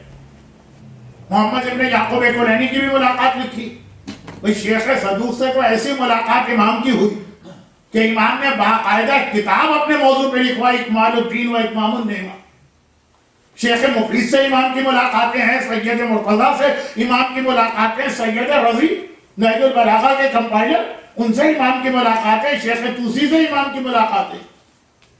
محقق ہلی ہیں، خود علامہ ہلی ہیں، خواجہ نصیر الدین توسی ہیں، شہیدین ہیں، علامہ مجلسی ہیں. سلسلہ چلتا ہوا ہمارے موجودہ زمانے کے علماء تک پہنچے. آقا بروجردی کا کتنا مشہور واقعہ، اس سے پہلے آقا ابوالحسن اصفہانی کے تو واقعات پر واقعات ہیں، کیونکہ 2 مراجع ہمارے ایسے ہیں. جنہیں بڑا کروشل ٹائم پیریڈ ملا غیبت میں. ایک شیخ مفید جن کے زمانے میں بغداد اتنا بڑا اینٹی شیعہ ایلیمنٹ کا مرکز بن گیا. بعد میں فساد بھی ہوئے, محلہ ایک طرف جلایا گیا. شیخ طوسی کو نجف کے حوزہ علمیہ کو اسٹیبلش کرنا پڑا, جو شیخ طوسی سے لے کے حضرت آیت اللہ سیستانی تک اسی شان سے چل رہا. لیکن یہ کہ بڑا نازک زمانہ تھا, ایک شیخ مفید کا بڑا خطرناک زمانہ تھا. اور یہاں پہ ایک چھوٹی سی بات اور کہی, یہ میرا اسٹائل ہے, کبھی یہاں کبھی وہاں کبھی وہاں, پھر آخر میں خلاصے پہ آ جاؤں گا. 4 دن پہلے ایک بہت اہم بات میں نے کہی تھی. اب آپ مجھ سے ترتیب اور سیکوینس کی توقع چھوڑ, بھول جائیں, توقع ہی نہ کریں. 4 دن پہلے میں نے ایک بات کہی تھی, بغداد کی تباہی one of the confirm sign of ظہور. مگر اس وقت میں نے یہ بھی کہا تھا کہ سائن آف ظہور, سائنس آف ظہور یہ ریپیٹ ہو سکتے ہیں. تو مجھے یاد ہے جب فرسٹ گلف وار ہو رہی تھی اس وقت بھی بغداد تباہ ہو رہا, بلکہ اصل میں یہ مجلسیں میں نے اسی وقت پڑھی تھی, کیونکہ اس وقت بغداد اس طرح سے تباہ ہو رہا تھا اور اس طرح سے صدام کا وہ والا زمانہ, امریکن بمبر طیارے اس طرح سے بمبارڈمنٹ کر رہے تھے کہ لگ رہا تھا کہ بغداد کی تباہی کی ساری حدیثیں ہمارے سامنے آ گئی. اور پھر کچھ ایسے حالات بنے تھے کہ ایسا محسوس ہو رہا تھا کہ اس سال حج پاسبل نہیں ہوگا. آپ میں سے بہت سے تو 91 میں پیدا بھی نہیں ہوئے تھے, بہت سے تو خیر نہیں کہہ سکتا, لیکن کچھ بہت چھوٹے تھے اور بہت سو کو یاد بھی نہیں ہوگا. لیکن چوں مجمع جانتا ہے کہ میں بہت سالوں سے حج پہ جا رہا ہوں, تو 91 والا سال تھا کہ جب ہمارے حج گروپ کے لیے پرابلم تھا کہ اس سال حج پہ جائیں گے کہ نہیں. اس وقت کراچی میں یہ ڈسکشن شروع ہوا کہ مولانا یہ 2 نشانیاں میچ کر رہی ہیں, امام کو اب آنا ہی آنا ہے 91 92 میں, 2 نشانیاں میچ کر رہی ہے. بغداد بھی تباہ ہو رہا اور یہ بھی ایک نشانی ہے کہ آخری زمانے میں حج نہیں ہو پائے. لوکل لوگ حج پر پہنچے کیونکہ ظہور امام کی ون آف دا کنفرم نشانیوں میں ہے نفس زکیہ کی خانہ کعبہ کے صحن میں شہادت. بلکہ جملہ یہ ہے کہ جب یہ شہید کیے جائیں within 15 days امام ظاہر ہو. نفس زکیہ, شہادت تشیعت مالک ابن نویرہ سے لے کے آج تک اور آج سے لے کے ظہور امام تک, بلکہ آپ پر ظہور بھی دے گی. مگر نفس زکیہ وہ پرسنالٹی ہے کہ جن کی شہادت ظہور امام کی ایک یقینی نشانی کہا گیا کہ within 15 days, یہ جملہ ہے روایت, اسبوعین 2 ہفتے کے اندر اس خون ناحق کے جب یہ خانہ کعبہ کی زمین میں جب یہ خون ناحق گرے, انہیں حجر اسود کے قریب شہید کیا جائے. اسی جملے کے ساتھ یہ اس سال حج نہیں ہو, صرف لوکل لوگ پیدل یا سواریوں پہ بیٹھ کے آ جائیں گے, اور ان کے مجمع جن کی اکثریت انتہائی سخت دشمن اہل بیت ہو, امام زمانہ نفس زکیہ کو بھیجیں گے کہ جا کے میرے ظہور کے لیے لوگوں کو ایک آخری وارننگ دے دو, وہ شہید ہوگی. تو خیر یہ نفس زکیہ کی شہادت میں نے کیوں بیان کی؟ یہ بتانے کے لیے کہ ظہور امام سے پہلے والا حج بہت ہی عجیب اور بستر بھاگات کا حج ہو, راستے بند ہو, جانے خطرے میں ہو, باہر سے لوگ نہیں آ پائیں گے, صرف مقامی لوگ حج کریں گے. تو 91 کی گلف وار میں یہ دونوں باتیں پوری ہوتی نظر آ رہی. حج سے پہلے بغداد پہ بمباری ہو رہی ہے, بغداد تباہ ہوگا, اور یہ لگ رہا ہے کہ حج نہیں ہوگا اس سال. اس وقت انہی قسم کے جذباتی اور جوشیلے نوجوانوں نے جو ہر ایک ہفتے کے بعد مجھے بھی ایک ای میل بھیج دیتے ہیں کہ مولانا فلاں زلزلہ آ گیا, اب تو یہ کتابوں میں لکھا ہے نا, اب تو امام آنے والے. مولانا فلاں سونامی آ گیا, اب تو لگ رہا ہے کہ بس امام آنے والے. مولانا اس طرح سے مڈل ایسٹ میں فلاں واقعہ پیش آ گیا, اب لگ رہا ہے کہ امام آنے والے. تو اس وقت تو 2 ایسی نشانیاں ایک دوسرے کے قریب قریب آ گئی, اور اسی وقت مجھ کو یہ تقریریں کرنا پڑی کہ بھائی نشانیوں پر اتنا ریلائی نہ کرو, نعوذ باللہ یہ نشانیاں جھوٹی نہیں ہیں مگر یہ ریپیٹ ہو سکتی. تو اس وقت لوگوں نے کہا کہ مولانا بغداد کی تباہی تو ہم نے مان لیا کہ ریپیٹ ہو سکتی, کیونکہ ریپیٹ ہو چکی تھی, وہ تو پہلے ہلاک و خواہ تباہ کر چکا. لیکن حج تو جب سے سلسلہ شروع ہوا اب تک کبھی نہیں روکا، یہ تو صرف ایک ہی بار ہوگا، تب مجھے شیخ مفید پہ پوری تقریر کرنا پڑی کہ لیک آف نالج کا نتیجہ ہے کہ آپ نے 100 بگ اسٹیٹمنٹ دے دیے۔ تاریخ اسلام میں حج بھی کئی مرتبہ رکا اور اس طرح سے کہ ٹوٹل حج بند ہو گیا، سوائے مکے کے 2 آدمیوں کے کسی نے حج کیے۔ اور یہ واقعہ حجر اسود ایک مرتبہ چوری کر لیا گیا، چوری نہیں ڈاکہ ڈالا گیا، یمن سے یا بحرین سے کچھ لوگ آئے، کرامتہ خانہ کعبہ پہ بائی فورس اٹیک کر کے حجر اسود کو توڑ کے لے۔ اس زمانے میں 2 سال حج نہیں، بالکل نہیں۔ اور شیخ مفید اس زمانے میں شیعت کے کسٹوڈین کہیے کہ شیعت کے پروٹیکٹر کہیے یا ہمارے مرجع کہیے، لیکن مرجع کا لفظ ذرا چھوٹا، اس زمانے میں یہ شیخ مفید کا رول تھا۔ امام زمانہ کے 2 خط ریٹن شیخ مفید کے نام آئے تھے، حج نہیں ہوا، جو ڈسٹربنس ہوا تھا اس کے حوالے سے، حالات اتنے خراب تھے۔ تو دیکھیے ایک خط امام کا آیا تھا اس ابو الحسن شرمغانی کے خلاف، اس کی پرانی سروسز کی بنا یہ نہ سمجھنا کہ یہ آدمی کبھی گمراہ نہیں ہوگا، اب یہ گمراہ ہو گئے، ضال مضل، خود بھی گمراہ ہے، دوسروں کو بھی مس گائیڈ کر رہا۔ اور پھر یہ شیخ مفید کے نام خط، تو یہ شیخ مفید کا ذکر کیوں آ گیا؟ اس لیے آ گیا کہ شیخ مفید کے زمانے میں 2 مرتبہ حج رک چکا، تو یہ نشانی بھی ریپیٹ ہو چکی ہے، اسے بھی کنفرم نشانی نہ سمجھ۔ اور اسی طرح سے آقا ابو الحسن اصفہانی کا زمانہ بہت امپورٹنٹ زمانہ، کیونکہ اس وقت سیکنڈ ورلڈ وار ہو رہی تھی۔ فرسٹ ورلڈ وار کے اندر جنگ میں زیادہ تر جانور استعمال ہوتے تھے، سیکنڈ ورلڈ وار میں یہ میکینیکل چیزیں آ چکی تھی، ٹرانسپورٹیشن، اور اسی وقت مڈل ایسٹ میں تیل بھی نکل چکا تھا۔ عراق کا آئل اس وقت بھی ایک مسئلہ تھا اور آج بھی ایک مسئلہ، اتنے لوگوں کی نگاہیں عراق کے آئل کی وجہ سے عراق میں لگی تھی، لیکن اس وقت جسٹ اسٹارٹ تھا۔ آقا ابو الحسن اصفہانی شیعت کے مرجع تھے اور نجف اشرف میں تشریف فرما، دنیا کی دونوں بڑی طاقتیں، ہٹلر بھی اور چرچل بھی، آقا ابو الحسن اصفہانی کو خریدنا چاہ رہے تھے کہ یہ ہمارے ہاتھ میں آ گئے تو آئل ہمارے ہاتھ میں آ گئے۔ سیکنڈ ورلڈ وار وہ تھا کہ جس میں پراپر طریقے سے ٹینک، بختر بند گاڑیاں، ہوائی جہاز، یہ سب استعمال ہوئے۔ تو خلاصہ یہ کہ ان کی مرجعیت بھی بہت اہم تھی، بلکہ اگر میں شارٹ پہ کروں کہ اتنی بڑی ذمہ داری پہ آ گئی کہ شاید ایک مرجع سے اتنی بڑی ذمہ داری سنبھالی بھی نہ جائے، ڈائریکٹ امام کے سے کانٹیکٹ رہے لے کے۔ حضرت امام خمینی کے بارے میں تو آج تک کہا جاتا کہ انقلاب اسلامی ایران کی وہ آخری رات جب تہران میں کرفیو لگا کر ساری انقلابی قیادت کو شہید کرنے کا منصوبہ بنایا گیا، اور انہوں نے وہ فتویٰ نہیں دیا، حکم جاری کیا کہ آج گھروں میں رہنا حرام ہے، ہر ایک کے لیے گھر سے نکلنا۔ یہ تو ہمارے سامنے کی بات ہے، ہم سب نہ صرف یہ کہ پیدا ہو چکے تھے بلکہ اس میں ایسے لوگ جو اچھے خاصے ہوش و حواس والے، تو کتنے لوگوں کو یقین کہ اس وقت امام خمینی کو امام زمانہ کی جانب سے انسٹرکشن ملے۔ آغا تقی بہجت کے کتنے واقعات ہیں، بڑی بڑی شخصیتیں، میں جتنی بدتمیزی سے ان کا نام لے رہا ہوں مجھے یہ حق نہیں ہے، لیکن ٹائم کو بچانے اور آپ حضرات میری نیک نیتی کو جانتے ہیں، اس لیے میں تیزی سے آگے بڑھا جا رہا ہوں۔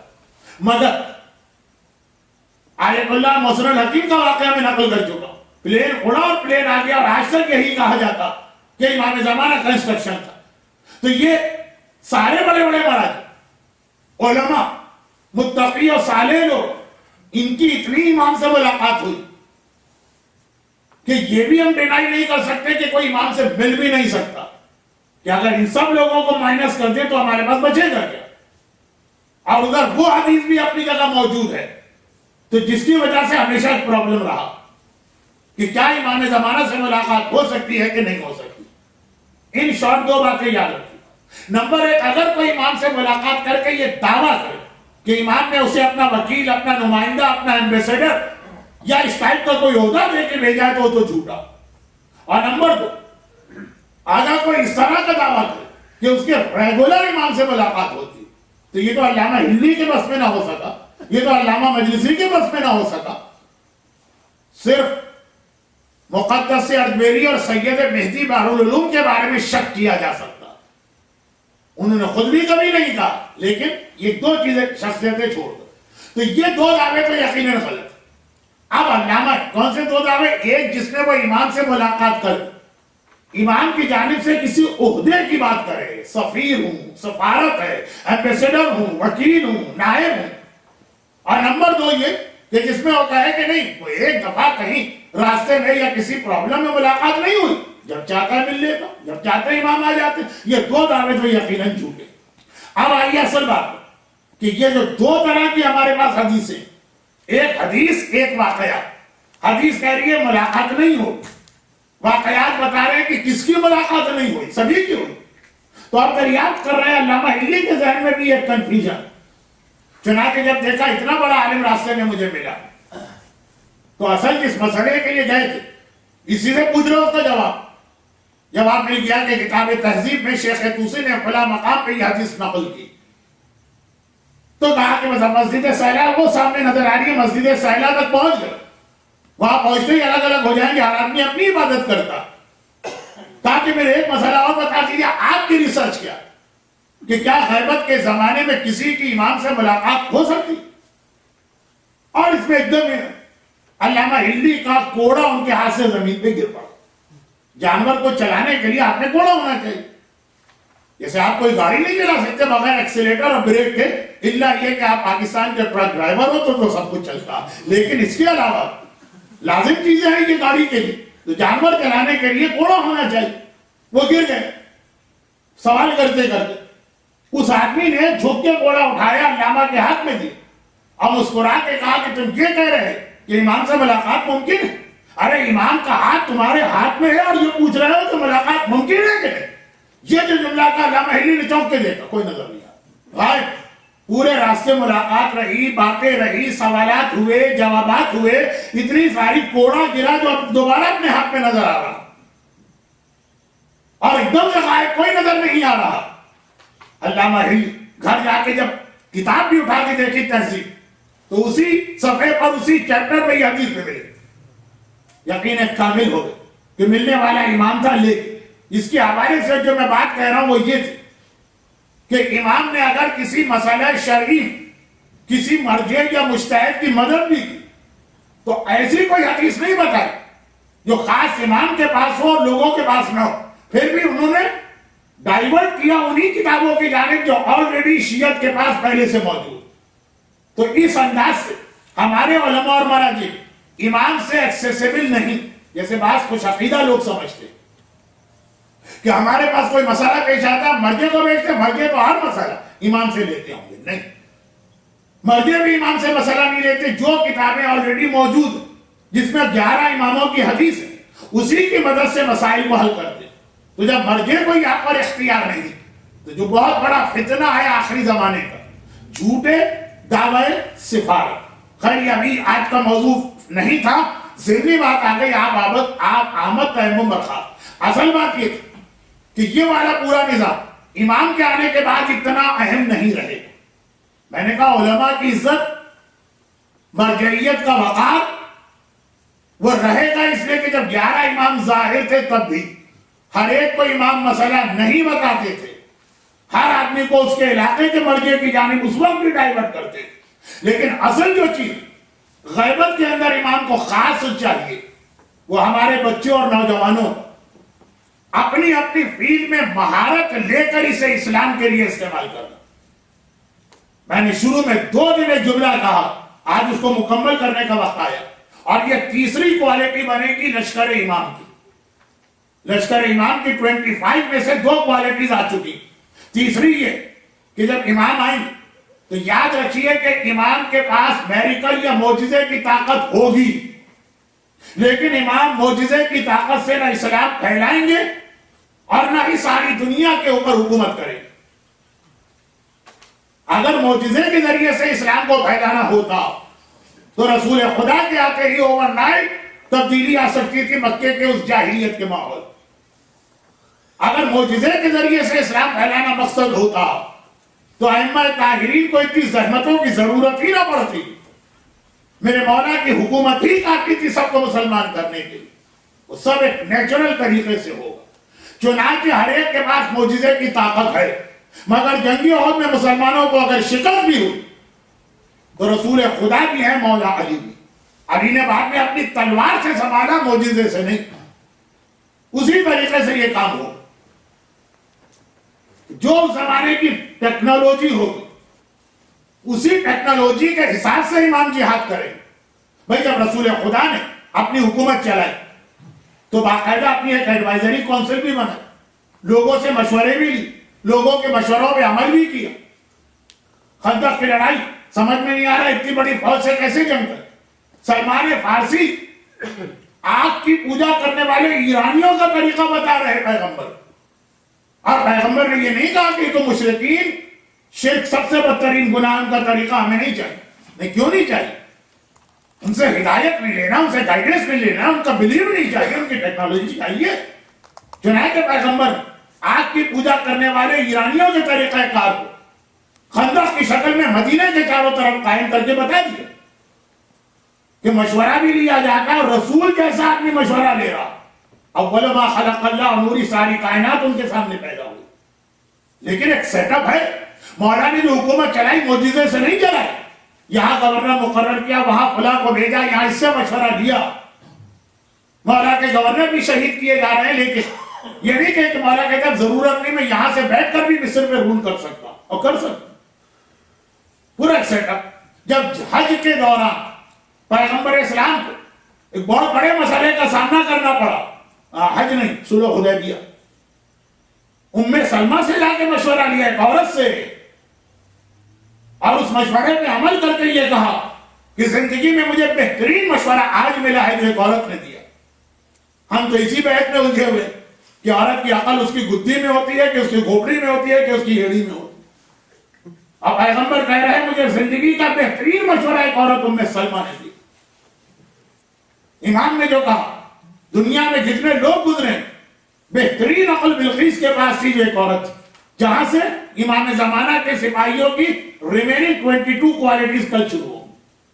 کتنی مکمل ہو سکیں گی چاند رات تک مجھے نہیں پتا، شروع کروں گا ریمیننگ 20. لیکن یہ جو آج کی تیسری کوالٹی، امام حکومت کریں گے تو بیت المال کے لیے امام کو اکاؤنٹنٹ چاہیے، آئی ٹی کے ماہر چاہیے جو ہر چیز کی انٹری کرے، جو بھی اس زمانے کی ٹیکنالوجی ہوگی. پیغمبر نے جنگ احد میں مشورہ لیا، پیغمبر نے جنگ خندق میں مشورہ لیا، پیغمبر نے جنگ بدر میں مشورہ لیا، پیغمبر نے صلح حدیبیہ میں مشورہ لیا. کیا رسول محتاج سے ان مشوروں؟ ہر چیز جانتے ہیں، لیکن سیٹ اپ جو ہے وہ نیچرل طریقے سے چلے گا. تو ایک حکومت چلانے کے لیے جتنی چیزیں ہونی چاہیے، یہ ساری چیزیں امام کو اپنے ظہور سے پہلے چاہیے. لیکن بس شرط یہ ہے کہ جس کے پاس یہ کوالٹیز ہو وہ اپنے آپ کو امام کا سپاہی سمجھے، آئی ٹی کا ماہر ہو، اور زیادہ اور اپنی مہارت کو بڑھائے کہ یہ امام کے کام آئے، مگر یہ سمجھ کے کہ میں یہ خدمت امام کر رہا ہوں. اس کے بعد اگر ڈالر کمانے میں ایسا لگ گیا کہ کہاں کا دین کہاں کا اسلام، ابھی وہ جو خدمت نہیں دے پا رہا، امام کے آنے کے بعد کیا خدمت دے؟ بہترین ڈاکٹر، بہترین انجینئر، بہترین اکنامسٹ، بہترین اکاؤنٹنٹ، لیکن ان کے پاس اسلام کے لیے ٹائم ابھی ہو تو پتا چلے کہ بات ظہور امام کا ساتھ دے. ایسا تو نہیں کہ ساری صلاحیتیں بعض شیعہ بچوں میں ہیں، مگر ایسا وہ ڈالر کے چکر میں الجھے ہوئے پراپرٹیز پہ پراپرٹیز خریدے چلے جا رہے. برا نہیں ہے، خرابی نہیں ہے، لیکن اگر اس کی وجہ سے جو دین ان کی مدد کا محتاج ہے، ہماری آرگنائزیشن، ہمارے سینٹرز، یہ غیبت امام میں ہمارا چھوٹا امتحان. خاص طور پر میں دو چیزیں کہتا ہوں، جرنلزم اور ایک میڈیا. بہت پیچھے ہے شیعت اس کے اندر. مجھے یاد ہے کہ میرا تعلیم کا زمانہ، وقت تو پھر میرے ہاتھ سے نکل گیا، لیکن جب 28 دن میں نے اپنا وعدہ توڑا تو آج وعدہ پورا کر کے کون میری تعریف کرے گا؟ لوگ تو پرانے 28 دن کو یاد کریں گے نا. ایک دن میں تو میں اپنی تعریف کرا نہیں سکتا، تو بات مکمل کر لوں. 7 منٹ میں تقریر ہو جائے گی اگر 4:45 کا وعدہ. جب میرا اسکول کا زمانہ تھا، یہ 60s، آج پاکستان کے کافی سیاسی لیڈر ایسے ہیں جو اسی زمانے میں اسکولوں اور کالجوں میں پڑھ رہے تھے، تو مجھے اچھی طرح سے یاد کہ ہمارے ہاں میرے کلاس فیلو، دیکھیے گورنمنٹ کالج پلیٹفارم پمپ پر اس زمانے میں بہت ایکٹیو قسم کا اسٹوڈنٹ پالیٹکس کا مرکز تھا. کیسے کیسے نام وہاں کے ہیں کہ جو پاکستان میں پھر منسٹر بنے یا اس وقت پاکستان کی سیاست کو لیڈ کر رہے ہیں. اس وقت نازآباد واقعا ایک پڑھے لکھے لوگوں کا شہر تھا، کیونکہ میں وہاں رہتا تھا، نہیں میں بھی وہاں رہتا تھا، اور وہ پیٹرول پمپ کا اسکول اور اس کے ساتھ کا کالج، اس وقت ہر ایک کے ذہن میں خیال تھا مجھے ڈاکٹر بننا ہے، مجھے انجینئر بننا ہے، 16 میں صرف یہ 2 جملے۔ میرے ساتھ جو اسلامی جمعیت طلباء کے لڑکے پڑھ رہے ہیں جرنلزم میں جانا، وہ بالکل یعنی عام معاشرے سے ہٹ کے بات تھی۔ آج کل پاکستان میں شوق صرف لڑکیوں کا، اور لڑکیاں بھی وہ جو برگر فیملی کی لڑکیاں ہوتی ہیں، ایک ہوتی ہے ہمارے یہاں فیملی برگر فیملیز کہلاتی ہیں، لیکن اس وقت انتہائی مذہبی لوگ، ہم لوگ مذاق میں اڑاتے تھے اتنا بریلینٹ طالب علم، اس کو جس میڈیکل کالج میں جائے داخلہ مل جائے گا، تو کہتا نہیں جانا۔ آج ہم اس کا نتیجہ دیکھ رہے ہیں، جو میں 2 دن پہلے کہہ رہا تھا کہ پاکستان کا میڈیا سارا کا سارا اس وقت طالبان کا ہمدرد بن گیا، جتنے اینکر پرسن ہیں، جتنے اخبار والے ہیں، جتنے چینلز، یہ وہ ساری نسل میں نے دیکھی کہ میڈیا کی ٹریننگ لے کر اور جرنلزم میں ڈگریاں لے کے ماسٹر ڈگری کر کے اب چھا لو، اخبار والا بھی اپنا اخبار چلائے گا تو محتاج ہے انہی لوگوں، اور آج اس کی وجہ سے اتنا فائدہ پہنچا رہے ہیں اپنے نظریے کو، اپنے جھوٹے نظریے کو، کہ ہمارے سینکڑوں ڈاکٹر مل کر ایک صحافی کا مقابلہ نہیں کر پا۔ دیکھیں یہ ویژن ہوتا، پہلے سے سوچو کہ آگے والا زمانہ کس چیز کا ہے، آج کے بارے میں مت خیال کرو۔ علموا اولادکم بغیر زمانکم، مولا کی حدیث بہت آج کل کوٹ کی جاتی، اپنی اولاد کو اپنے زمانے کے حساب سے تعلیم نہ دو، اس کے زمانے کے حساب سے تعلیم۔ اس کا مطلب یہ نہیں کہ اولاد کو بدتمیزیاں سکھاؤ، اولاد کو باپ اور ماں سے ہاتھ پاؤں چلانا سکھاؤ، وہ نہیں۔ دیکھو کہ آنے والی یہ ویژن یہ آپ کے پاس ہے، اس کے لیے مرجع کی بھی ضرورت نہیں، اور پھر اس کے بعد خدمت کریں دین کی، تب جا کے پتا چلے گا کہ مولا اگر ہم آپ کو بلا رہے ہیں تو دل کی گہرائی سے بلا رہے ہیں، خالی عادت اور ایک روٹین کے تحت نہیں کہ مولا آ جائے۔ 2 چیزیں ضروری۔ پھر ایک بات جملہ دوہرا تو امام، معجزے کے ذریعے سے نہ جنگ کریں گے نہ حکومت کریں گے، اور اسی لیے دیکھ لیجیے آج سے 50 سال 40 سال پہلے ہماری تقریروں میں امام زمانہ کے حالات میں جو چیزیں معجزے کے طور پہ پڑھی جاتی تھی، دیکھتے ہی دیکھتے وہ آج کی ٹیکنالوجی بن گئی۔ بھائی بہت 50 سال پہلے، میرے پاس تو سارے ہی 50 سال بعد کے لوگ، 50 سال سے اوپر کے لوگ ہیں، اس لیے آرام سے بات کر رہا ہوں۔ بہت بڑی بات ہے کہ امام آئیں گے تو مشرق والا مومن مغرب والے سے بات کرے گا۔ یہ اس وقت کی بات تھی جب ایک خط اگر لکھا جاتا تھا پاکستان سے اپنے اس بچے کے نام جو یہاں تعلیم حاصل کرنے آیا، تو مہینہ بھر لگ جاتا تھا یہاں خط پہنچنے۔ بڑی بات لگتی تھی کہ 1 سیکنڈ میں مشرق والا مغرب والے سے بات کرے۔ آج آپ دیکھ رہے ہیں کہ معجزہ نہیں ہے، یہ تو آج کی ایک معمولی سی ٹیکنالوجی ہے۔ مجھے یقین کامل ہے کہ ہم لوگوں نے 8:30 بجے افطار کیا، 10:30 بجے تک کراچی کے اکثر گھروں کو پیغام مل چکا ہوگا کہ آج اہلِ کے جعفریہ حال میں افطاری کا آئٹم کیا تھا۔ خواتین تو بہت چیمپئن ہوتی ہے اس قسم کی چیزوں، پہنچ چکا ہوگا وہاں پہ پیغام، یہ کھایا اور ایسا کھایا اور ویسا کھایا اور یہ تھا اور یہ نہ تھا۔ ہم کو یہ 50 سال پہلے معجزہ لگتا تھا۔ مغرب والا بیٹھ کے مشرق والے کو اپنی آنکھوں کے سامنے دیکھے گا۔ ہم ناظم آباد سے ملین جاتے تھے تو باقاعدہ ایک دن پوری تیاری کرنا پڑتی تھی خالی اپنے نانا کی زیارت کے لیے، اور کہاں مغرب والا مشرق والے سے، بارش اپنی مرضی سے انسان برسائے گا۔ ہمیں معجزہ لگتا تھا، آج کے بچوں کا کھیل ہو چکا۔ میڈیکل سائنس کی ترقی، آئی ٹی کی ترقی، یہ موبائل فون کی ترقی، یہ ساری وہ چیزیں ہیں جو 50 سال پہلے جب ہم روایتوں میں پڑھتے تھے کہ جب امام آئیں گے یہ کیفیت ہوگی، ہمیں اس وقت بڑا معجزہ لگ رہا تھا۔ آج یہ ٹیکنالوجی، تو امام اس وقت 50 سال پہلے کے بزرگ کی سمجھ میں آ رہا کہ معجزے کے ذریعے جہاد کریں گے تو مان لیا، لیکن آج کا بچہ اگر اس بات کو اسی طرح سمجھے تو غلط۔ باقی ریمیننگ جو باتیں ایمان کے جہاد میں رہ گئی وہ بھی سمجھ لیجئے کہ معجزہ نہیں ہوگا، ٹیکنالوجی ہوگی۔ اور یہی وجہ ہے کہ ایک بہت بڑا جو خطرہ کہ جو روایتوں میں بھی ہے اور انگریزی کے کئی فکشن ناول میں بھی آ چکا۔ آپ کو پتا ہے کہ فکشن میں بہت سی وہ چیزیں دی جاتی ہیں جس کو بعد میں جو ان کی پالیسی عمل کرنا یہ جھوٹا امام بنائیں اور اس کو معجزے دیں۔ تو اگر ہمارے بچے اور نوجوان، مجھے معلوم ہے اہل میں ایسا کوئی نہیں رہتا، لیکن اسٹل کچھ لوگ رہتے ہیں خوش عقیدت، وہ سمجھتے رہے کہ یہ ساری چیزیں ایمان کی خاصیت ہوں۔ اب اسی میں 91 میں بغداد، 91 میں حج. اسی وقت کی ایک بات میں اور ملا دوں. جب یہ میں اس موضوع پہ بات کر رہا تھا نا، بس یہ آخری میرے جملے ہیں، آج کی مجلس کا وقت ختم ہو گیا. اور اتنی لمبی مجلس آج اسی لیے ہو گئی کہ مجھے یقین ہی نہ تھا کہ آج کوئی آئے گا. میں نے مشتاق بھائی سے پہلے دن سے کہا تھا یہ والا ٹیوزڈے جو ہے وہ آف رکھیے. مجھے نہیں معلوم تھا کہ اتنے سارے مومن آ جائیں. آج وہ صحیح نکلے اور میں غلط نکلا، لیکن خیر اس کی وجہ سے ذرا سا مجھ میں جوش آ گئے. تو ایک آخری بات اور عرض کر دوں. اسی زمانے کے اندر ایک خوش عقیدہ بچہ، تو ہمارے یہاں تو بعض مجلس پڑھنے والے بھی اس انداز کی مجلس پڑھتے ہیں، یہ علامت پوری ہوگی بس اب امام آنے والے. کبھی تو ایسا ڈر لگتا ہے کہ ہم جائیں گے گاڑی سٹارٹ بھی نہیں کریں گے کہ امام وہی کھڑے ہوئے ہوں. تو یہ روایتوں کو اس انداز سے نہ لے.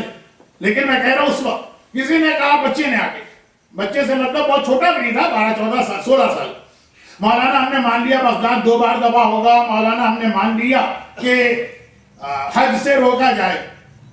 امام زمانہ کا ایک معجزہ یہ بھی تو ہے نا کہ ان کے جسم کا سایہ نہیں ہو. یہ تو معجزہ ہے نا، اس کو کون روک سکتا؟ اس سے تو ہم پہچان لیں گے کہ یہ امام. اور اتفاق سے میں اسی ہفتے میڈیا کا سامنا کر کے آیا. مناسک حج کے موضوع پر میں نے ایک ویڈیو کیسٹ بنائی تھی، مسائل حج. میں میڈیا کا آدمی ہوں نہیں، اور اس لیے بھی کہ جو زیادہ تیز لائٹ ہوتی ہے تو مجھے ذرا سا یہ انکمفرٹیبل لگتی ہے. تو لیکن بھارت ایک اچھی کوالٹی کی فلم کے لیے ضروری. وہ ایک ہفتے پہلے یہ واقعہ ہوا کہ جب وہ فلم بنائی جا رہی تھی تو کچھ پروفیشنل لوگ اس میں آئے تھے، پاکستان ٹیلی ویژن کے کچھ کیمرے والے. میں ایک لائٹ سے گھبراتا تھا اور انہوں نے میرے سامنے 3 مختلف اینگلز پہ لائٹیں فکس کی.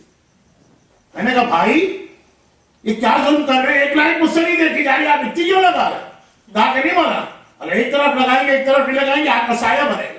یہ خاص ٹیکنیک ہوتی ہے کہ اس طرح سے مختلف اینگل سے لائٹیں فکس کریں تو پھر آدمی کا سایہ نہیں بنتا. وہ چونکہ میں اسی ہفتے اسٹوڈیو میں بیٹھ کے آیا تھا، ورنہ مجھے ان چیزوں کی کیا ڈیٹیل معلوم کہ سایہ کس کا بنتا ہے کس کا نہیں بنتا. اس بچے نے جو کہا کہ اس سے تو ہم پہچان لیں گے کہ یہ امام ہیں. میں نے کہا بھائی ابھی 91 کے اندر ہی اتنی ٹیکنالوجی ترقی کر گئی ہے کہ آپ 2 طرف سے لائٹیں لگا کے آدمی کا سایہ غائب ہوگا. آپ اس کے اوپر ریلائی کر رہے ہیں کہ جی امام کو آپ پہچانیں گے جس کا سایہ نہیں ہو.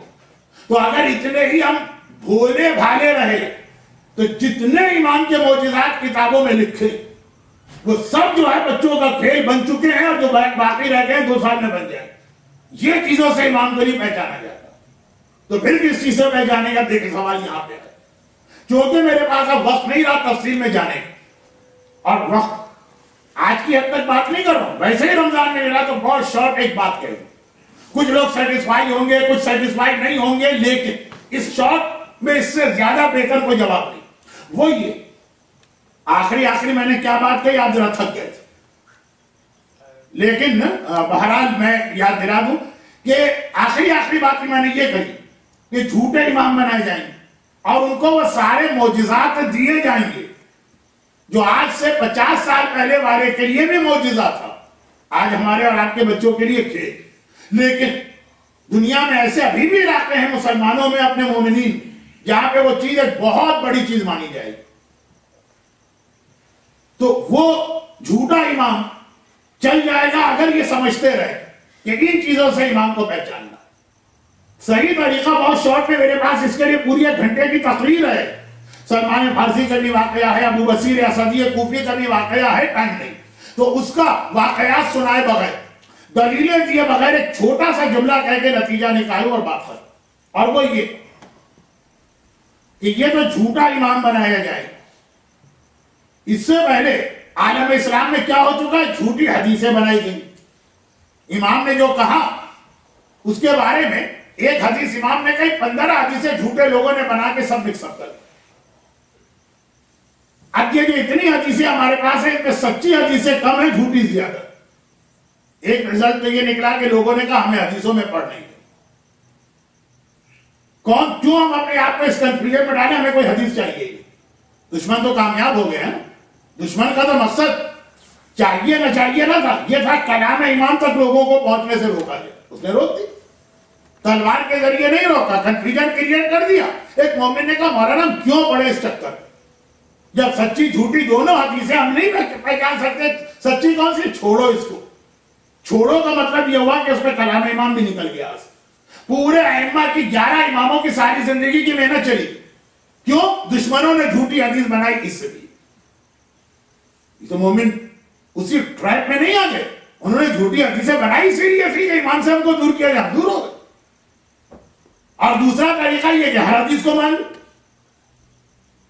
اور ہر حدیث کو مان لو تو آپ زندہ رہ ہی نہیں سکتے، کیونکہ اس کے اندر یقیناً 90% جھوٹی حدیث ہے. ہم امام کو ماننے کے لیے، ابو ہریرہ کو ماننے کے لیے نہیں پیدا کیے گئے، سمرہ ابن جندب کو ماننے کے لیے نہیں پیدا کیے گئے. اب اسرائیل کی طریقہ ہے نا کہ ہاں بھائی ٹھیک ہے، دشمنان اہل بیت نے کنفیوژن کریٹ کیا، ایک پرابلم بنایا، اس کی وجہ سے نہ تو ہم ہر حدیث کو مان لیں گے نہ امام کو چھوڑیں. ریسرچ کرو، محنت کرو، دیکھو صحیح کون ہے غلط کون. اور یہ کون کرتا ہے؟ یہ مرجے کرتے. مراجے کا سب سے بڑا احسان ہم پر یہ ہے کہ ہمیں اس نئے بڑے پرابلم سے بچا لیتے کہ 70,000 یا 70 لاکھ جھوٹی حدیثوں میں سے امام کی سچی حدیث نکال کے ہم کو دیتے. ورنہ یہ کام ہمیں خود کرنا ہوگا. اگر سارے مراجے کہتے آج سے ہم فتویٰ نہیں دیں گے تو ہماری جان نہیں چھوٹے گی اور پھنسیں گے. آپ ہر حدیث میں خود ریسرچ کرو یا تو امام کو چھوڑو کہ مولا دشمنوں نے اتنا ہمیں پریشان کر دیا ہے کہ ہم ان کو تو چھوڑ ہی رہے، آپ کو بھی چھوڑ رہے. یہ ایک احسان ہوتا ہے جو مرجعیت کرتی ہے. لیکن میں اس کو ایک جملے میں مکمل کرتا ہوں. کلام امام میں جب یہ کنفیوژن کریٹ کیا گیا جھوٹی حدیثیں اور سچی حدیثیں ملا کر، تو ہمارے پاس فی الحال سمپل سولوشن ہے، مرجع کے پاس جاتے ہیں. کیا ہے حضرت آیت اللہ رضا آغا علی حسینی سیستانی، آپ ہمارے مرجع بتائیے اس میں صحیح قول کیا. بس یہی آپ یاد رکھیے. بہت مجھ کو سمیٹنا پڑنا جلدی جلدی کہ جب غلط اور صحیح امام میں بھی کنفیوژن پیدا ہوگا تو جس طرح اس وقت جھوٹی اور سچی حدیث کے اندر کنفیوژن ہے تو آپ مرجع کا دامن تھام کے اپنے آپ کو بچا کے لے جاتے ہیں. سچے اور جھوٹے امام میں جب پرابلم ہوگا اگر اسی مرجعیت کا دامن آپ کے ہاتھ میں رہا وہ آپ کو بتا سکیں گے کہ ہاں کہ یہ دعویٰ سچا اور وہ دعویٰ جھوٹا. بہت ہی مختصر. اور یہ شیطان کو کبھی قبول نہیں ہے کہ جھوٹے امام کو اگنور کیا جائے اور سچے امام کو مانا جائے. تو جو ہمیں پہچان کرانے والا ہے پہلا اٹیک اسی پر ہوتا ہے. بھائی پاکستان میں اگر قانون آ گیا کہ دودھ میں پانی ملا کے بیچنا جو ہے ممنوع، یا پانی میں دودھ ملا کے بیچنا مثلا ممنوع، یہ قانون آ گیا اور ہر دودھ والا بیچ رہا، تو کیا کرے؟ جو چیکنگ کے انسپکٹر ہے پہلے پیسے دے کے انہیں کو خرید لے. جب وہ چیکنگ کرنے والا ہی ہمارے ہاتھ میں آ گیا تو اب کس چیز کی پرواہ، کس کا ڈر؟ کسٹم والے کا کام ہے کہ کوئی چیز آپ کو ملک میں قانون نہ لانے، اسی کو اگر آپ پیسے دے کے خرید لیں جو آپ کے سامان کی تلاشی لینے والا، مسئلہ ہی ختم ہو گیا نا. شیطان نے کہا جو ان کو بتانے والا سچا امام کون ہے اسی کی پرسنالٹی کو ڈیمیج کر دو ان کی نگاہوں میں.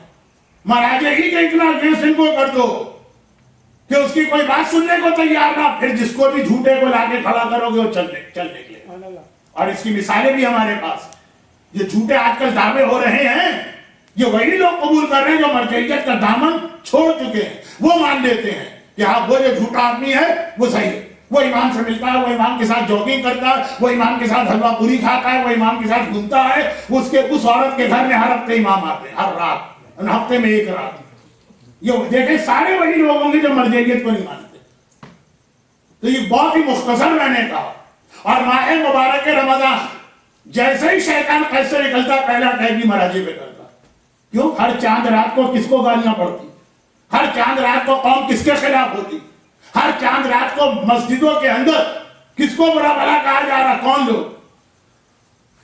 سارے مہینے عبادت کی، سارے مہینے گناہوں کی توبہ کی، پوری شب قدر دعائے توبہ کر کر کے ان کی آنکھوں کے آنسو سوکھ گئے، اور مہینہ ختم ہوتا ہے صرف اس لیے ہماری عید خراب ہو رہی. نہ سمجھنے کا نتیجہ یہ، ویسے یہ مجھے معلوم، میں آپ سے ایگری کروں گا، آخری جملہ میں نے غلط کہہ دی. زیادہ اعتراض چاند رات میں مرجع پہ وہ کرتے ہیں جنہوں نے پورے رمضان میں کبھی کوئی عبادت نہ کی ہوتی، اسے عید ہی منانے آتے تو ان کو فکر ہوتی ہے ہماری ایک ہی جو سال میں ہم مذہبی کام کرتے عید و منانا، وہ خراب ہو گئے. زیادہ وہی لوگ پرور کی باتیں کر رہے ہوتے ہیں کہ جنہوں نے پورے 30 دن اور کسی عبادت کی پرواہ نہیں. لیکن بہرحال مرجعیت کا اعتراض وہ لوگ بھی کہتے مولانا کچھ جان تو ہے اس اعتراض جو پورے مہینے روزے رکھے ہوئے. مسئلہ خالی روزوں کا نہیں، مسئلہ اس کا آگے کا فیچر کا، ظہور ایمان کا کتنا بڑا نقصان. بس اس کے اوپر آپ کو یقین کامل رکھنا. جو کہ جس طرح کہتے ہیں، جس طرح آپ مسائل، میں اس مجمع سے بات کر رہا ہوں جو وضو اور غسل و تیمم میں ہر بات مانتے ہیں، اسی انداز کو چاند میں بھی جاری رکھیے اور اسی انداز، یہی انداز آپ کو امام زمانہ تک بھی لے جائے گا انشاءاللہ. ورنہ کیسے اچھے لوگ بگڑے بھی ہیں اور بہکے بھی، اور خاص طور پر لیک آف نالج کی وجہ سے جو بہکایا جاتا. بھائی دربار شام میں جانے سے پہلے میں بہت تفصیلی اب بات نہیں کر رہا، صرف 2 جملے میرے لیے، میں اس پہ بات مختصر کروں کہ جب اتنا خوش عقیدہ انسان ہو جاتا ہے کہ اچھا آدمی بھی ہوگا، انسٹیٹیوشن اس کے پاس نہیں. شیعت کے پاس امامت ایک انسٹیٹیوشن، غیبت میں مرجعیت ایک انسٹیٹیوشن. اچھا آدمی بھی کیسے دھوکہ کھا جاتا. وہ آدمی نیچر کا برا نہیں تھا، وہ آدمی ان ڈیپتھ دشمن اہل بیت نہیں تھا، لیکن اس ٹائپ کا سمپل آدمی تھا جو آج میری پوری تقریر ہے، جو کبھی ٹیکنالوجی کو معجزہ مان لے گا، کبھی صرف اس لیے یقین کر لے گا فتوے پر کہ یہ امام کعبہ نے فتویٰ دیا. مجھے اپنا ایک آدمی ملا، اس لیے کہ مرضی اپنی جگہ ہوں گے، امام کعبہ تو ڈائریکٹ خانہ کعبہ میں نماز پڑھ کے اللہ سے باتیں کرتے، تو ہر نماز کے وقت وہاں پہنچ جاتے پھر وہاں کے ساتھ. خوش عقیدگی کی بات کر رہا ہوں. کبھی اس بات پہ یقین کر لے گا کہ فلاں خلیفۃ المسلمین نے جو کہہ رہا ہے صحیح. جب ادارہ ہاتھ میں نہ ہونا، جب کوئی دامن ہاتھ میں نہ ہونا، چل کر ٹھوکر کھاتا. اچھا آدمی لٹا ہوا قافلہ شام کے دروازے پر پہنچا. ایک عجیب منظر، یعنی ایسا منظر ہے کہ آدمی کہے گا میری آنکھیں پھوٹ جائیں، میں اندھا ہو جاؤں، یہ مجھے گوارا. یہ منظر بھی مجھے دیکھنا. محمد کی نواسیاں بے مقلا و چادر کے قیدی بنا کے اونٹوں پہ بٹھا کے ان ظالموں کے درمیان لائی جائے. ایک بوڑھا سفید داڑھی ہے، ماتھے پہ سجدے کا نشان ہے، چہرے سے بھی لگ رہا کہ سنسیئر متقی اور پرہیزگار، آگے کہتا ہے سجاد سے کہ اللہ کا شکر ہے کہ اس نے اسلام اور مسلمانوں کو کامیابی دی اور تم باغی کو اور تمہارے باغی باپ کو شکست. جب ہاتھ میں دامن نہ ہونا تو اسی طرح سے اچھے آدمی بھی پتنگ کی طرح سے ڈولتے پھرتے ہیں. سجاد نے دیکھا کہ یہ پیسہ آدمی نہیں، یہ دل کی گہرائی میں دشمنی رکھ کے بیٹھا اور بول رہا. چنانچہ انداز سجاد کا مختلف. آپ نے پچھلے ہفتے ہی میرے زبان سے وہ مسائل سنے جو اکثر سنتے. جب یزید نے یہ جملہ کہا تھا تو سینہ تان کے سجاد نے بھرے دربار میں یزیدیت کے چہرے سے نقاب نوچ ننگا کر دیا. یزیدیت، یزید نے بھی تقریباً یہ جملہ کہا. دیکھا اللہ نے کیسے تمہارے خانوادے کو ذلیل کیا اور ہمیں عزت دی. وہاں پہ سجاد کا انداز دوسرا، ننگی تلوار کا سامنا کرنے کو تیار، مگر غیر ملکی سفیروں تک کے سامنے یزید کی حقیقت بتا رہے. اور آج وہی سجاد ہے اور انداز مختلف. چنانچہ جب دیکھا کہ آدمی دشمنی سے نہیں بول رہا ہے، برین واش ہو کے بول رہا ہے، ہپناٹائز کیا گیا ہے، غلط چیزیں اس کے ذہن میں ڈالی گئی ہیں. مشہور جملے ہیں، شاید میں نے شروع رمضان میں بھی یہ جملے پڑھے. بس ایک مرتبہ کہا کہ اے شخص چہرے سے تو حافظ قرآن لگ رہا. فخر کے ساتھ کہا کہ ہاں پورا قرآن مجھے یاد. تو آیہ تطہیر بھی یاد ہو، تو آیہ مودت بھی یاد ہو، تو آیہ ولایت بھی یاد ہو، تو آیہ ذی القربہ بھی یاد ہو. کہ سب یاد ہے، تیرا سوال کیوں ہے؟ کہا اس لیے کہ ساری آیتیں ہمارے بارے میں نازل ہو. میں یہ سننا تھا تڑپ کے کہا تم ہو کون؟ کہا میں محمد مصطفیٰ کا بیٹا. ایک بار سر سے امامہ اتار دیا، دونوں ہاتھوں سے سر پیٹنے لگا. فرزند رسول مجھے تو معلوم ہی نہ تھا کہ آپ کون ہیں، میں تو غلط فہمی اور دھوکے میں حکومت کے اعلان کی وجہ سے آپ کو برا کہہ رہا تھا. مولا کیا میری بخشش اور نجات کا کوئی ذریعہ؟ ایسے بولے والے لوگ بھی تھے. یہ وہ لوگ تھے کہ ہم ایسے نہ بننے پائیں. ہاں وہ لوگ بھی تھے کہ جب ایک بار یہ قافلہ بازار شام میں داخل ہوا، زینب جو ہر منزل پہ صبر کر رہی ہے، مگر ایک ایسا واقعہ دیکھا کہ زینب نے اپنا سر قریب کی دیوار سے ٹکرا دیا، جسے بعض علماء دلیل قرار دیتے ہیں عزاداری میں خون نکالنے کی۔ اپنا سر دیوار سے ٹکرا دیا، زینب کے سر سے خون جاری ہو گیا۔ کیا منظر دیکھا! ارے ایک طرف اگر وہ ہے جسے حقیقت بتاؤ تو توبہ کرے، تو دوسری جانب ایسی سخت عورتیں بھی ہیں۔ دیکھا مکان کی چھتوں پہ بیٹھی ہوئی عورتیں ہیں، ہمارا مذاق اڑا رہی، ہمارے بچوں کا مذاق اڑا رہی، ہمارے گھرانے کا مذاق اڑا رہی، یہ سب برداشت ہو گیا۔ مگر دیکھا ایک عورت نے ہاتھ میں پتھر لیا اور چاروں طرف دیکھے، ادھر نواسہ رسول کا کٹا سر ہے، یہ حسین ابن علی کا کٹا سر ہے، یہ زہرا کے بیٹے کا کٹا سر ہے، زینب کے بھائی کا کٹا سر ہے۔ اس انداز سے پتھر لے کے حسین کے کٹے سر پہ مارا۔ ہائے بہن کے سامنے جو یہ منظر آیا، زینب سے برداشت نہ ہوا، سر کو دیوار سے ٹکرا کے زخمی کیا، ایک بار فریاد کی واجدہ، ارے نانا رسول خدا، اور ایک بار طلب کی آواز دی عباسا، ارے میرے بھائی کے محافظ عباس کہاں ہوا کہ الا ولعنۃ اللہ علی اعدائہم اجمعین وسیعلم الذین ظلموا ای منقلب ینقلبون۔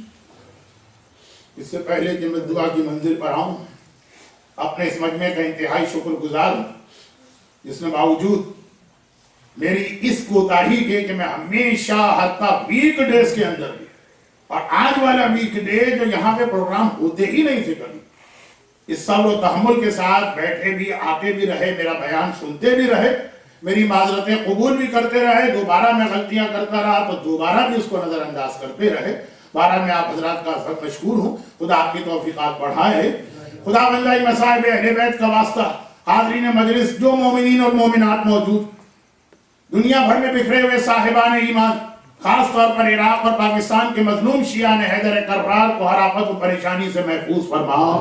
پروردگار ان پر ظلم کرنے والے ظالموں کو جلد از جلد خیر کردار پر پہنچا کے نیست و نابود فرما۔ خدا بندہ جو لوگ آج کی مجلس میں موجود ہیں، ان کو اور ان کے گھروں کو اور گھر والوں کو اور اولادوں کو ہر آفت و بلا سے محفوظ رکھنا، ان کی ساری دعائیں قبول فرما۔ ہمارے تمام بیماروں خصوصاً محترم شجاع صاحب، محترم کاظمی صاحب، جعفر مرزا صاحب کے پوتے حیدر زاہد صاحب، ان سب کو شفاء کاملہ عطا فرما۔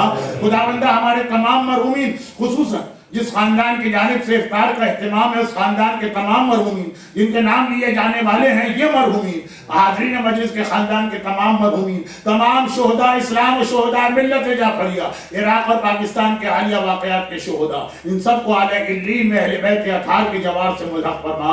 خدا بندہ جس دین کے لیے اہل بیت نے قربانی دی اور یہ لوگ بھی اپنی جانیں قربان کر رہے، ہمیں کم از کم اس دین پہ عمل کرنے کی توفیق عطا فرما، اور ان تمام مظالم کے خاتمے کے لیے امام زمانہ کے ظہور میں تعجیل فرما۔ غیبت میں ہمیں اپنی تمام ذمہ داریاں ادا کرنے اور بعد ظہور امام کی فوج کا سپاہی بننے کی توفیق عطا فرما۔ خدا بندہ ماہ مبارک رمضان کی آخری دو راتیں ہیں، ان راتوں میں جتنے ہم نے اعمال کیے، دعائیں کی، عبادتیں کی، ان سب کو قبول فرما۔ جو ہم سے کوتاہیاں ہو گئی ہوں، خدا بندہ ان کو نظر انداز فرما۔ خدا بندہ اس ماہ مبارک میں ہمیں مرحومین یعنی رحمت پانے والوں میں شامل فرما، لا من المحرومین، ان میں شامل نہ فرما جو اس ماہ مبارک کی برکتوں سے محروم رہے۔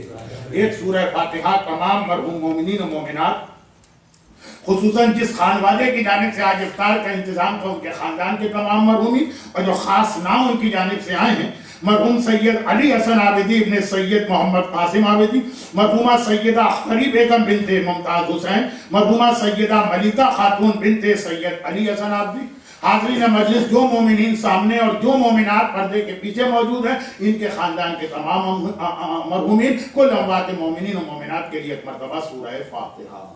بسم اللہ الرحمن الرحیم، الحمدللہ رب العالمین، الرحمن الرحیم، مالک یوم الدین، ایاک نعبد و ایاک نستعین، اهدنا الصراط المستقیم، صراط الذین انعمت علیہم غیر المغضوب علیہم ولا الضالین۔ ربنا تقبل منا انک انت السمیع العلیم